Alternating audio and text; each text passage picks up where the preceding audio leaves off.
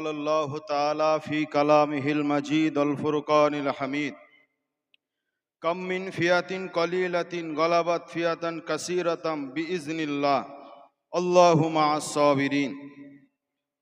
আজকের আমাদের এই অনুষ্ঠান আমাদের ওয়াকফ বিলের সংশোধনী বিল, যেটা আমাদের স্বাধীনতাকে হরণ করে। তো আমরা এই যে সংখ্যালঘু মুসলিম সম্প্রদায়, এটা আমাদের দেশের সরকার আমাদেরকে এই সংখ্যালঘু বলে এই ভারতের জমিন থেকে ইসলাম ধর্মকে তারা মিটিয়ে দিতে চায়। তারা ভাবে যে আমরা তো সংখ্যাগরিষ্ঠ, সংখ্যালঘু, এরা কোনো রকমভাবেই আমাদের এরা প্রতিহত করতে পারবে না। কিন্তু মনে রাখা দরকার, সাহায্য করনেওয়ালা একমাত্র আল্লাহ, পৃথিবীর কেউ সাহায্যকারী নেই। আমার আল্লাহ পাক কোরআন শরীফের মধ্যে বললেন, যখন বদরের প্রান্তরে 313 জন সাহাবী যখন ছিলেন, কাছে যখন কোনো অস্ত্র ছিল না, কোনো রকম ভাবে কোনো বল্লম ছিল না, এইদিকে আবু জেহেলের লস্কর দলবলেরা 1000 সশস্ত্র সৈন্য নিয়ে তারা বদরের প্রান্তরে নেমেছিল। আর তারা ভেবেছিল যে মুসলমানদেরকে পিঁপড়ে মারার মতো টিপে দিয়ে মুসলমানদেরকে শেষ করে দেব।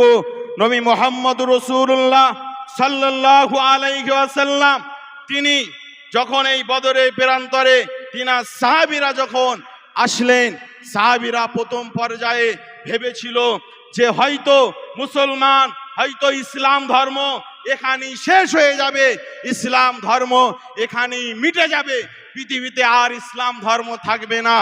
আবু জেহেল সে তার সৈন্য নিয়ে সেখানে ঝাঁপিয়ে পড়েছিল। কিন্তু আমার আল্লাহ পাকের দরবারে কুদরতি কদমে মুহাম্মদ রাসূলুল্লাহ সাল্লাল্লাহু আলাইহি সাল্লাম সেজদায় যখন পড়ে গেলে আমার আল্লাহর পক্ষ থেকে সাহায্য এসে গেল। জোরে বলুন সুবহানাল্লাহ। ওই বদরের প্রান্তরে আমার আল্লাহ রাব্বুল আলামিন সেটাই কোরআনুল কারীমে তুলে ধরেছেন।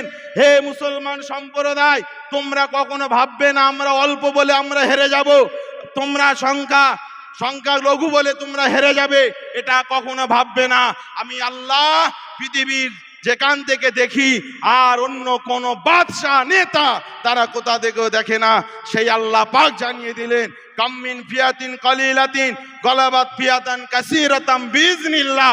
আমি আল্লাহ যারা সংখ্যালঘু, আমি আল্লাহ তাদের সংখ্যা গরিষ্ঠদের উপরে আমি আল্লাহ বিজয় দান করেছি। জোরে বলুন সুবহানাল্লাহ। এটা আল্লাহর পক্ষ থেকে হবে।